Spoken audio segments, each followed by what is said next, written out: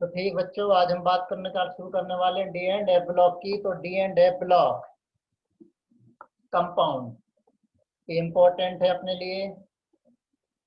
क्यों? क्योंकि मेटलर्जी, क्योंकि ये सॉल्ट एनालिसिस में भी यूज होता है और जेई के पॉइंट ऑफ व्यू से भी इम्पोर्टेंट है। इसमें से हमने पोटेशियम पर मैग्नेट और पोटेशियम डाइक्रोमेट की मैक्सिमम नंबर ऑफ रिएक्शंस हमने लर्न कर ली थी। हाँ ठीक सर। है, याद हो तो वो अब मैं यहाँ से पूछना स्टार्ट कर दूंगा सभी से। आंसर नहीं हाँ आए, सर। ठीक है ना, यस और नो सभी के आना चाहिए, यस और नो। मौन व्रत लेके कोई नहीं बैठेगा। Yes sir.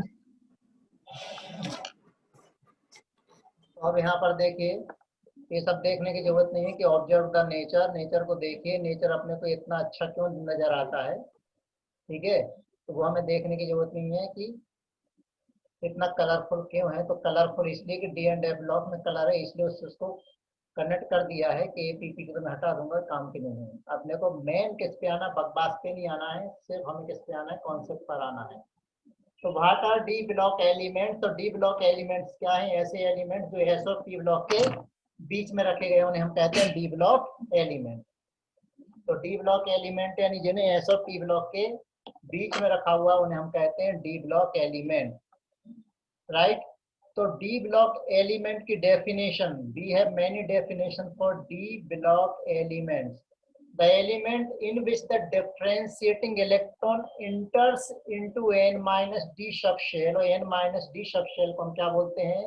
उसको हम कहते हैं पेनल्टीमेट सबशेल बोलते हैं। तो penultimate n minus 1d subshell में जब इलेक्ट्रॉन एंटर करता है तब उसे हम कहते हैं डी ब्लॉक एलिमेंट। ठीक है, तो the element in which the differentiating electron enters penultimate shell are called D block element. एक डेफिनेशन तो ये हो गई, दूसरी डेफिनेशन हो गई, और तीसरी एस और पी के बीच में जो इलेक्ट्रॉन रखे हुए हैं उन्हें हम कहते हैं डी ब्लॉक एलिमेंट। तो where can you find D block element? आप समझ गए, एस पी ब्लॉक कहाँ पर होता है? एग्जैक्ट राइट में होता है। और डी ब्लॉक कहाँ पर है? मिडिल में है। और एस ब्लॉक कहाँ पर है? लेफ्ट में। और नीचे क्या है? एफ ब्लॉक है। तो एस ब्लॉक है, मालूम है कि एस ब्लॉक क्या है? हाईली इलेक्ट्रोपॉजिटिव है। पी ब्लॉक क्या है? हाईली इलेक्ट्रोनेगेटिव है, राइट। और डी ब्लॉक क्या है? इन दोनों के बीच में डी ब्लॉक है। तो दोनों के बीच में सैंडविच की तरह डी ब्लॉक रखे हुए हैं, सभी को मालूम है। अब आपका पी ब्लॉक अच्छे से होना चाहिए, डेली आप रिवाइज करते चलिए, थोड़ा थोड़ा मैं पूछूंगा। तो यहाँ लेक्चर ध्यान से सुनना, बीच में से कहीं से ही पूछ लूंगा। अब डी ब्लॉक एलिमेंट को हम ट्रांजिशन एलिमेंट्स भी कहते हैं। अब क्या ट्रांजिशन एलिमेंट मतलब डी ब्लॉक एलिमेंट ही है? बिल्कुल, जितने भी ट्रांजिशन एलिमेंट है सारे डी ब्लॉक एलिमेंट है। फिर से सुनिएगा, जितने भी ट्रांजिशन एलिमेंट्स है सारे के सारे डी ब्लॉक एलिमेंट है। लेकिन क्या सारे D block elements transition elements हैं? नहीं। तो नहीं सर। ट्रांजिशन एलिमेंट की डेफिनेशन क्या है वो अभी इस क्वेश्चन के बाद देखते हैं। पहले क्वेश्चन का रिप्लाई करिए। The element in which the last electron enters n-1d orbitals are called D block elements. n-1d क्या? Shell, subshell, orbit, orbital. बोलो सबशेल। उल्लास, रिप्लाई नहीं आ रहा है, यस सर। जोर से बोलो। B. Subshell. Next question. D block elements are placed between S and P to the extreme left of the periodic table to the extreme right of the periodic table below the periodic table. Between S and P. Between S and P. Next, what are D block elements alternatively called? Transition elements, inner transition elements, halogens, oh, metals. बहुत difficult question है। Transition element. Transition element जैसे question अगर IIT में आ जाएंगे सभी select हो जाएंगे।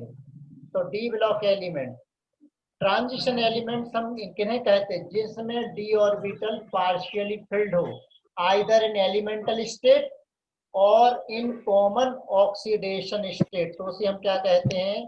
Transition elements बोलते हैं। तो ट्रांजिशन एलिमेंट्स कब कहेंगे? वो डी ब्लॉक एलिमेंट जिसमें डी ऑर्बिटल पार्शियली फिल्ड हो, उसे हम क्या कहते हैं? जल्दी से बोलिए। Transition element Transition. कहते हैं। तो क्या सारे D block element transition element हैं? बिल्कुल नहीं है, नहीं सर। No, ऐसा sir. बिल्कुल भी नहीं है। तो do you want to see only D block element? हमें साथ में देखिए सब डी ब्लॉक एलिमेंट हमें यहाँ देखना है, एफ ब्लॉक को हमें अलग से साथ में देखना है। तो डी ब्लॉक एलिमेंट में देखिए 4 सीरीज हैं। कौन कौन सी? स्कैंडियम से लेकर के जिंक तक, ट्रिटियम से लेकर के कैडमियम तक, ल्यूटेटियम से मर्क्यूरी तक, और लॉरेंसियम से लेकर के 112 यानी कॉपरनीशियम तक इनके नाम आ चुके हैं। यूयूएन, यूयूयू, यूयूवी। यूएन मींस डर्म स्टेडियम, और यूयू यानी रॉन्जियम, यूयूवी यानी कॉपरनीशियम। तो 110, 111, 112 एलिमेंट्स। डीएस डर्म स्टेडियम, आरजी रॉन्जेनियम, और सीएन कॉपरनीशियम। ए एलिमेंट के सिंबल आ चुके हैं। जितने भी 118 एलिमेंट है सभी के सिंबल आ चुके हैं। तो टोटल डी ब्लॉक एलिमेंट कितने? 40 डी ब्लॉक एलिमेंट अभी तक जो हमारे पास प्रेजेंट फॉर्म में टेबल है उसमें 40 डी ब्लॉक एलिमेंट है। इसको 4 सीरीज में कैटेगराइज किया गया, फर्स्ट, सेकंड, थर्ड और फोर्थ सीरीज। 4 सीरीज में इसको कैटेगराइज किया गया है। ठीक है। तो how many D series are there in the D block element? तो एक स्टार्टिंग एलिमेंट ले लेते हैं, 3D 4D 5D 6D। 3D 4D 5D 6D का मतलब क्या है? अगर इलेक्ट्रॉन डी ऑर्बिटल में इलेक्ट्रॉन 3D में जाए तो वो 3D सीरीज का कहलाएगा, 4D में जाए तो 4D सीरीज का कहलाएगा, 5D में जाए तो 5D सीरीज का कहलाएगा, 6D में जाए तो 6D सीरीज का कहलाएगा। स्टार्टिंग एलिमेंट है। और ठीक है, स्टार्टिंग एलिमेंट कहाँ पर रखे हो? थर्ड बी ग्रुप या थर्ड ग्रुप में रखे हुए हैं। थर्ड बी ग्रुप समझ गए ना? थर्ड नंबर का ग्रुप। एंडिंग एलिमेंट कौन से हैं? 3D सीरीज का जिंक, और 4D सीरीज का कौन सा है? कैडमियम, 5D सीरीज का मर्क्यूरी, 6D सीरीज का कॉपरनीशियम। ओके। तो 3D सीरीज में टोटल 10 एलिमेंट है। कहाँ से कहाँ? एटो नंबर 21 से लेकर के 30 तक, और यहाँ 39 से 48 तक टोटल 10 एलिमेंट। 57 से 80 तक, 57 से 80 जी नहीं, 57 के बाद हाफनियम 72 से 80, टोटल 10 एलिमेंट। एक्टिनियम 89 से 112 तक नहीं, 89 के बाद क्या जाएगा यहाँ पर? रदरफोर्डियम 104 से कॉपरनीशियम 112, टोटल 10 एलिमेंट्स। टोटल कितने एलिमेंट्स हो गए? 40 एलिमेंट हो गए। तो यहाँ पर स्टार्टिंग कहाँ पर होती? थर्ड बी ग्रुप या थर्ड ग्रुप से होती। थर्ड बी ग्रुप ये नाम दिया हुआ है CAS सिस्टम के अकॉर्डिंग, और 1 2 3 ये नाम किसके अकॉर्डिंग दिए गए हैं? बोलो अक्षर। UPSC। IUPAC। अक्षर तेरा नाम? शिवा, हाँ सर। क्यों क्वेश्चन पहले सुनाई नहीं दिया जो? हाँ सर। तो सेकंड सर, बी का IUPAC मतलब, सेकंड बी का मतलब क्या? 12th नंबर के ग्रुप में इसको रखा हुआ है। तो स्टार्टिंग एलिमेंट थर्ड बी में है और लास्ट एलिमेंट सेकंड बी, मतलब 3 और 12 ग्रुप में इनको रखा हुआ है। ये बात सभी क्लियर हो गई? 4 सीरीज 40 एलिमेंट, और कहाँ से कहाँ तक? थर्ड Yes, से sir. 12 तक रखे हुए हैं। तो after knowing the group number we ready with electronic configuration. तो इलेक्ट्रॉनिक कॉन्फ़िगरेशन देखिए बहुत सिंपल वे में हम सीखने की कोशिश करते हैं। Scandium, scandium sir. देखिए 21 है। आप ऐसा समझिए 21, 21, 21 में से जो 1 बाहर वाला है वो डी में फिल कर दीजिए, और 2 है वो एस में फिल कर दीजिए। अब आगे आपको डी में एक एक एक एक एक एक एक एक इलेक्ट्रॉन फिल करते जाना है। ट्रिटियम में क्या आ जाएगा? आर्गन के बाद नेक्स्ट क्या आएगा? बोलो प्रसाद।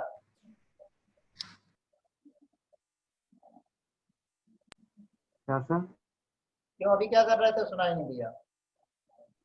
4s2 3d 2। ट्रिटियम में क्या आएगा? Krypton 5s2 4d1।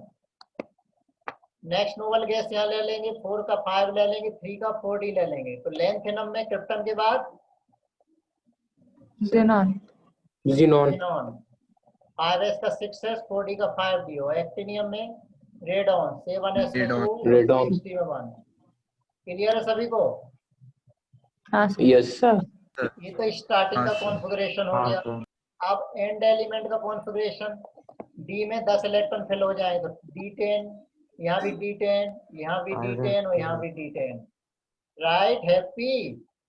सभी में डी में 10 होगा, लेकिन बीच में क्या, जो भी गड़बड़ी होती है बीच में ही तो होती है। देखिए शुरुआत अच्छी, अंत अच्छा, बीच में गड़बड़ी। शुरुआत हमने अच्छी की, बहुत अच्छी पढ़ाई की, अंत का मुझे पता नहीं, लेकिन बीच में तो गड़बड़ ही किया हुआ है, पूरा गड़बड़ झाला भरा पड़ा हुआ है। यानी मार्च से अगस्त तक जो तैयारी होनी चाहिए थी वो नहीं हुई है। आगे बढ़े, सितंबर लग चुका है, सितंबर ही है ना अभी, ये अभी अगस्त ही है। कौन सी डेट है आज? सर सर सितंबर सितंबर। चल हाँ सितंबर हो गया, ठीक है। सितंबर में सिलेबस आपका क्लोज हो जाना चाहिए।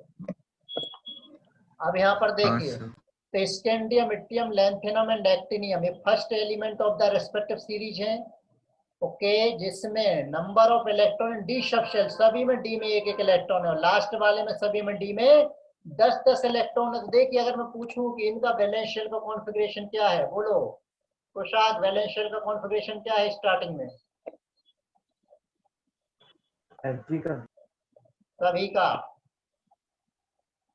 अक्षर 4 गलत बोल रहा है अक्षर। NS2 sir NH2 N minus और 1 N-1 1 से 10 तक।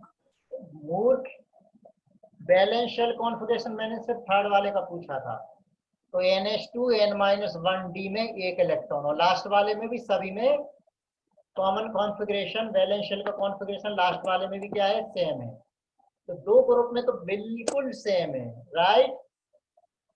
अब क्या general electronic configuration D block के एलिमेंट को आप और आगे प्रेडिक्ट कर सकते हैं? बिल्कुल कर सकते हैं, हम कई बार कर चुके हैं। एटॉमिक स्ट्रक्चर में भी लेक्चर नंबर 16 आप देख लीजिएगा, उसमें सारे हाँ कॉन्फ़िगरेशन सर एक साथ कराइए, मैंने सारी ट्रिक भी बताई थी। यानी 10 मिनट में आप इलेक्ट्रॉनिक कॉन्फ़िगरेशन लर्न कैसे करें, मैं सोचूं इस पे एक वीडियो बना करके यूट्यूब पे वायरल करूं। ट्रिक, ठीक, कॉन्फ़िगरेशन लर्न करने की, और टेबल को 118 एलिमेंट, उनके कॉन्फ़िगरेशन, एटॉमिक नंबर, 20 मिनट में सब कुछ आपको कैसे लर्न करना है वैसे आपने लर्न कर लिए ये भी। और सबसे बड़ी बात, भूल भी गए, क्यों? रिवाइज हम करते नहीं। तो देखिए वैलेंस शेल का कॉन्फ़िगरेशन क्या है, वैलेंस शेल का कॉन्फ़िगरेशन NS में 2 इलेक्ट्रॉन, N-1D में 1 से लेकर के 10 इलेक्ट्रॉन तक हो सकते हैं, ये सभी को मालूम है।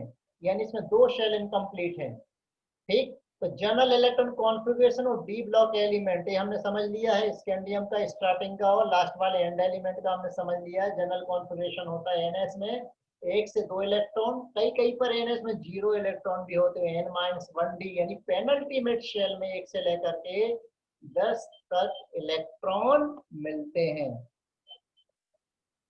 ठीक। अब हम कॉन्सेंट्रेट करते हैं सीरीज बाय सीरीज पर। पहले आ जाते हैं हम किस पर, फर्स्ट सीरीज पर। तो उसमें जो डिफरेंशिएटिंग इलेक्ट्रॉन है वो 3D सबशेल में कैसे एंटर करता है। ओके, अब ये 3D सीरीज में एंटर करता है, इसलिए हम इसको बोलते हैं 3D सीरीज के एलिमेंट, राइट। तो टोटल 4 सीरीज हैं।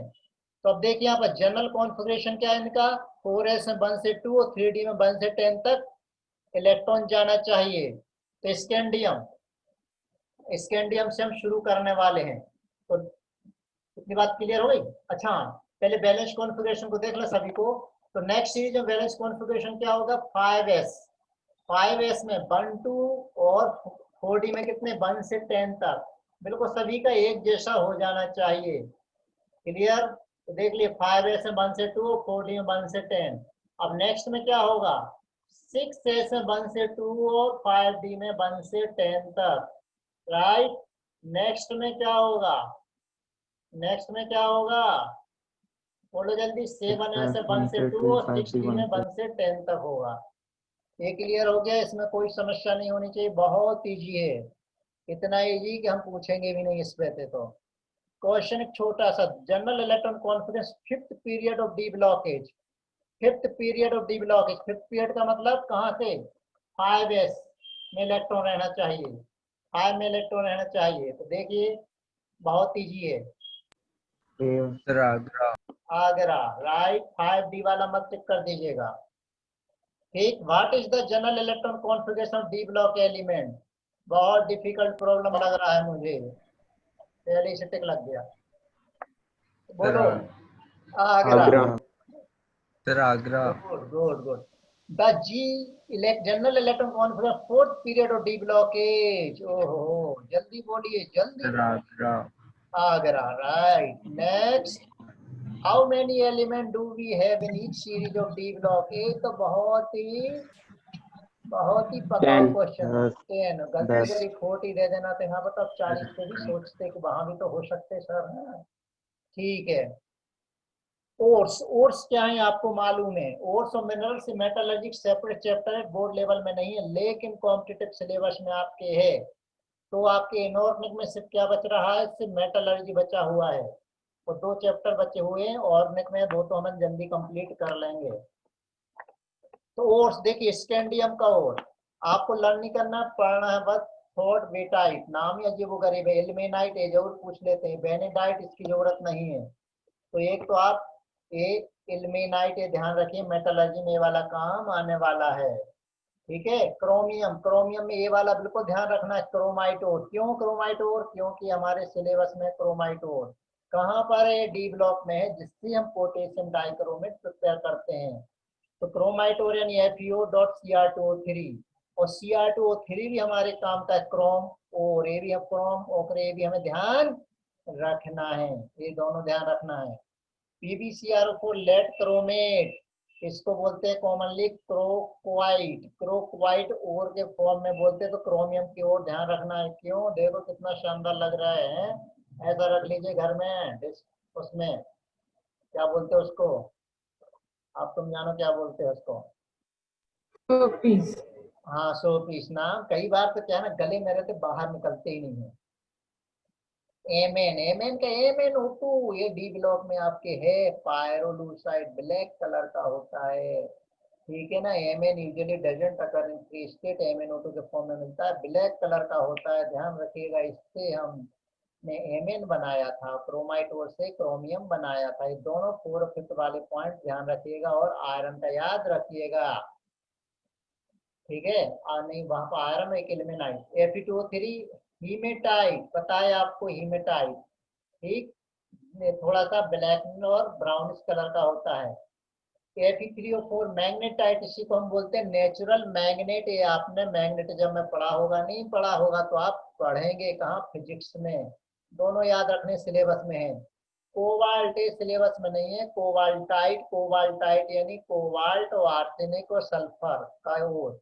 COS2 स्मॉल टाइप, ये भी नहीं है, मुझे उम्मीद नहीं है कि ये आएगा। CO3S4। हाँ, लिनेटाइट, इसलिए ध्यान रखना है, सल्फाइड और सल्फाइड और का कॉन्सेंट्रेशन फ्लोटेशन मेथड से किया जाता है। तो वहां पर पूछ सकते हैं ऐसा कि किस और का कॉन्सेंट्रेशन फ्लोटेशन मेथड से नहीं किया जाता है। बोलो भाई, क्या बोला मैंने? फ्लोटेशन मेथड से किस और का कॉन्सेंट्रेशन किया जाता है?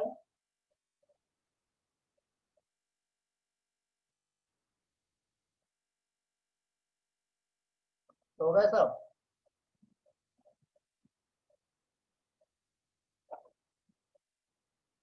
प्रसाद,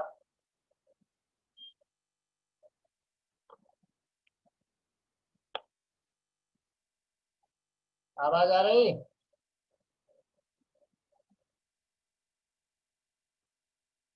नहीं आ रही?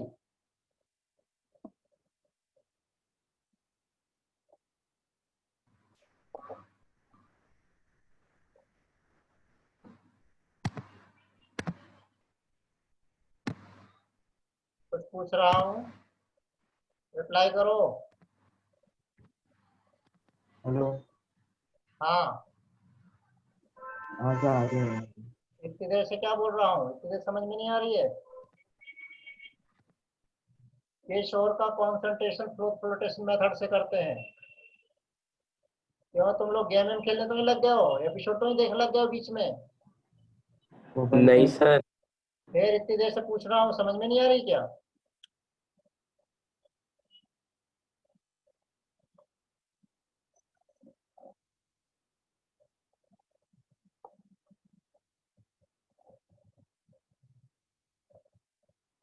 कोबाल्ट का हो गया। कॉपर याद रखना है, Cu2 यानी क्यूप्राइट। क्यूप्राइट और कुछ इस टाइप का होता है। और CuCO3.COH मेलेकाइट, एक और होता है एजुराइट। वो भी आपको ध्यान रखना है। ये है एजुराइट, 2 मोल कॉपर कार्बोनेट, 1 मोल कॉपर हाइड्रोक्साइड, राइट। आगे बढ़े। तो एजुराइट हाँ ब्लू कलर का है। ये कॉपर के और कॉपर की मेटलर्जी, आयरन की मेटलर्जी आपके सिलेबस में है। निकिल की मेटलर्जी सिलेबस में नहीं है, तो निकिल की ओर ध्यान रखने की हमें जरूरत नहीं है। जिंक आपके सिलेबस में है, तो ZnS मतलब जिंक ब्लेंड, ठीक है, जिंक ब्लेंड इस टाइप का है। और ZnCO3 मतलब कैलामाइन, ये दोनों हमें ध्यान रखने हैं। तो अब मुझे बताइए, क्रॉस फ्लोटेशन मेथड से किन ओर का कॉन्सेंट्रेशन किया जाता है? कौन बताएगा, जल्दी बोलो। सर हाँ,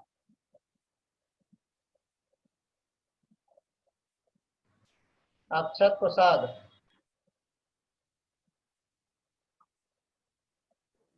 नहीं पता। सर एक बार फिर रिपीट कर दीजिए वो ना। क्रॉस फ्लोटेशन मेथड से किस टाइप के ओर का कॉन्सेंट्रेशन करते हैं? आयरन। ध्यान नहीं है मतलब पढ़ाई में हम क्या बोल रहे हैं। कार्बोनेट और सल्फाइड सल्फाइड और का कॉन्सेंट्रेशन करते हैं, गुड, ठीक है। अब सल्फाइड और जैसे Zn में कौन सा, ZnS, जिंक ब्लेंड, इसी का दूसरा नाम भी है, याद है क्या? दूसरा नाम याद है क्या? सॉलिड स्टेट में हमने पढ़ रखा है सर, वो तो पढ़ रखा है, रखा है सर, पढ़ रखा है नहीं, पढ़ा है और रखा भी है। कसम से दोबारा हमने आज तक उसको उठा के नहीं देखा सर, छोटी सी दुनिया क्या क्या देखें।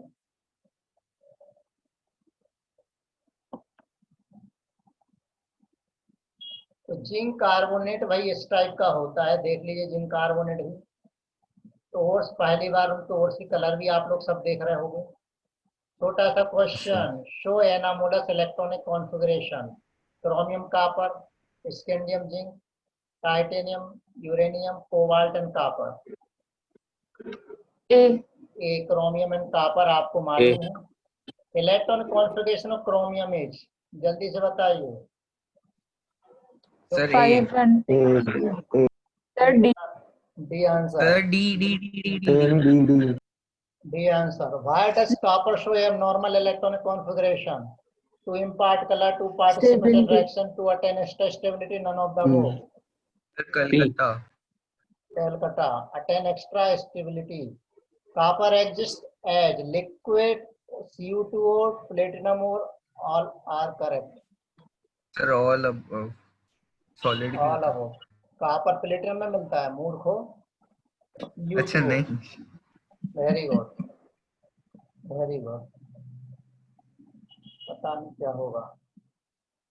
Nickel exist along with cobalt और मैंगनीज और कॉपर और जिंक और।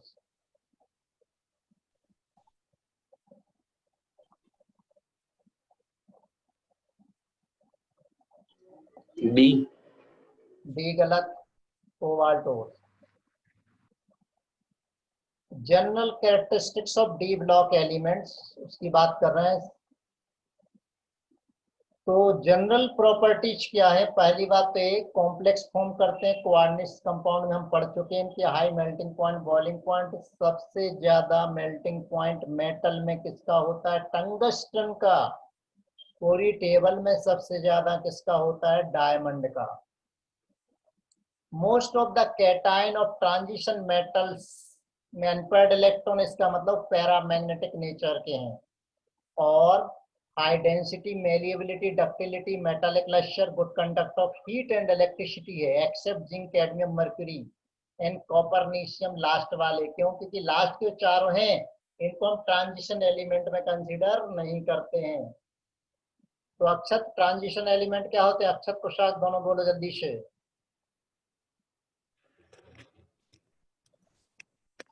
सर डी ब्लॉक एलिमेंट जिनमें डी ब्लॉक पार्शियल फील्ड होता है। क्या बोला प्रसाद? डेफिनेशन हाँ, ढंग से बोलो, गले से आवाज बाहर निकालो, क्लियर बोलो। डेफिनेशन पूछ रहा था। हाँ, तो क्या है डी Definition- ब्लॉक एलिमेंट, क्या डेफिनेशन है ट्रांजिशन एलिमेंट की? डी ब्लॉक एलिमेंट जिनमें डी ब्लॉक पार्शियली फिल्ड होता है, मतलब कौन पूरा सा फिल्ड block? नहीं होता है। हाँ, कौन सा? पार्शियली फिल्ड होता है। कौन? डी ब्लॉक एलिमेंट्स, इसमें डी ब्लॉक पार्शियली फिल होता है। डी ब्लॉक एलिमेंट में डी ब्लॉक पार्शियली फिल्ड है।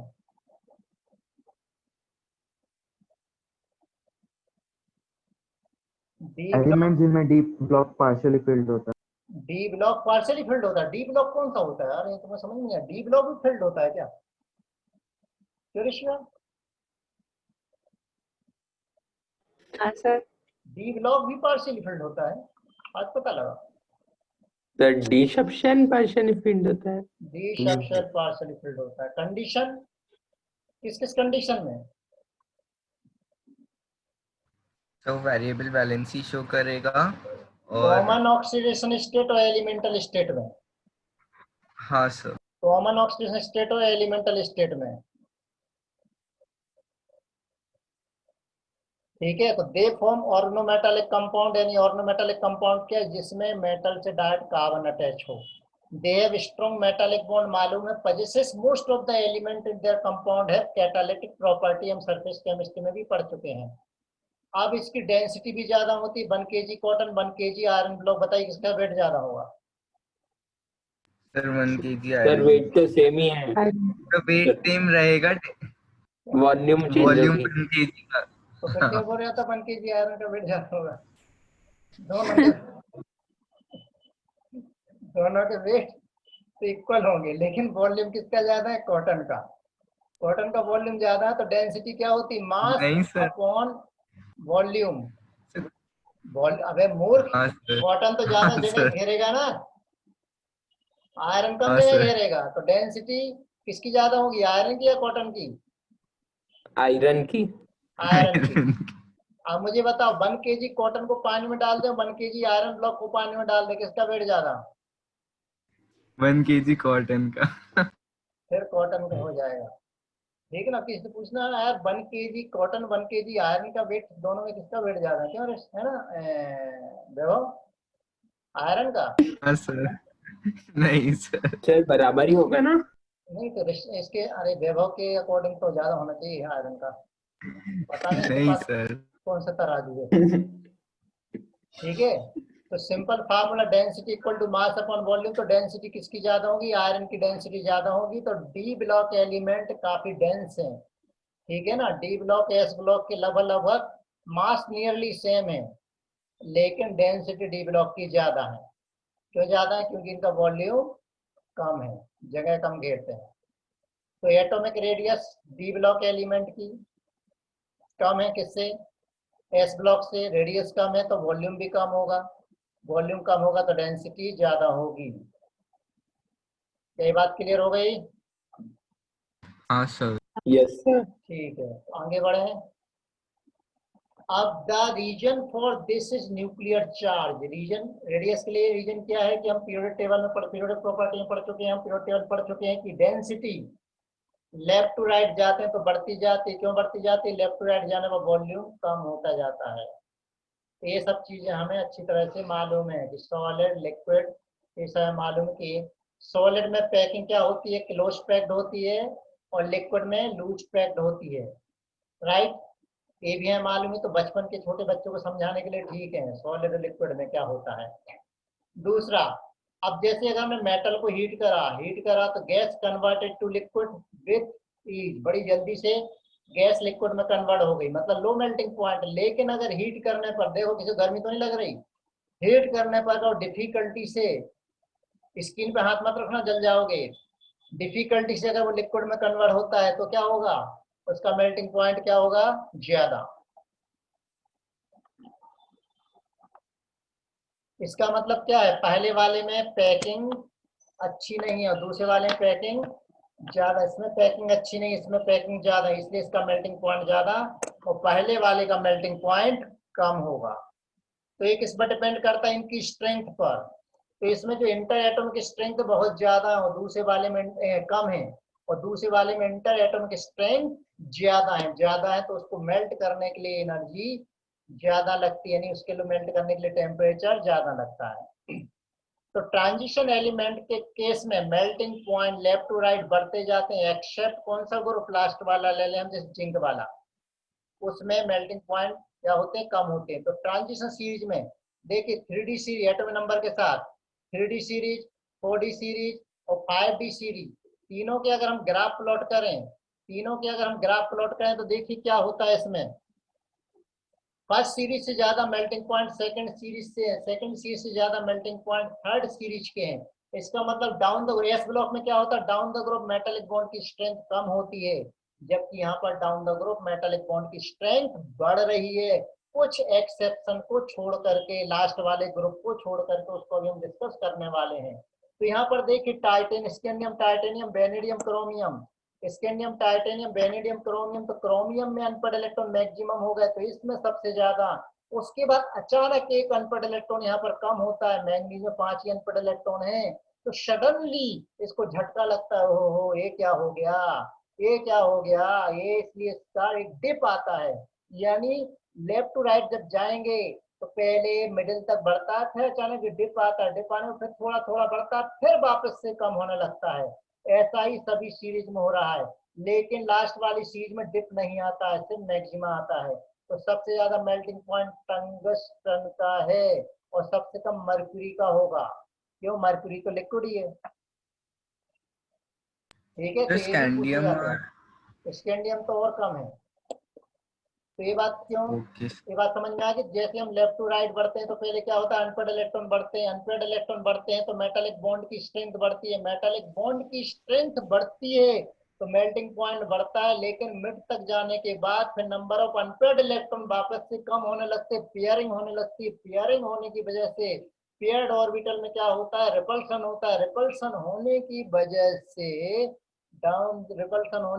से फिर मेल्टिंग पॉइंट, बॉइलिंग पॉइंट कम होने लगता है। कॉपर का ज्यादा है लेकिन जिंक का कम है। और नीचे सीरीज में जाते हैं तो मेटालिक बॉन्ड की स्ट्रेंथ बढ़ती है, ओके, जबकि अनपेड इलेक्ट्रॉन उतने ही रहते हैं, इसलिए melting point, boiling point down the group यहाँ पर बढ़ते हैं।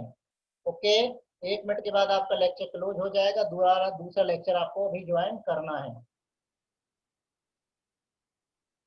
तो ये बात समझ में आ गई, मेल्टिंग पॉइंट, बॉइलिंग पॉइंट। जल्दी से बताइए, the most unstable electron configuration out of the following is empty, half filled, completely filled, incompletely field, कौन सा, D. D, incompletely field, right. दूसरा, which of the following property is not shown by the transition element, ductility, good conductor of heat and electricity, malleability, glowing in dark में glow नहीं करते, बाकी सारी property हैं, ठीक है। Transition elements are more dense as compare to S block, true false, बिल्कुल true है, मालूम है डेंस है। Why does the density of transition element increase from left to right, क्यों, क्योंकि वहां पर क्या होता है, डेंसिटी क्यों इंक्रीज होती है, न्यूक्लियर चार्ज इंक्रीज होता है All of की this. वजह से। तो ऑल ऑफ दीज क्लियर। अब हम बात करेंगे आयोनाइजेशन पोटेंशियल। तो आयोनाइजेशन पोटेंशियल इस वाले अगले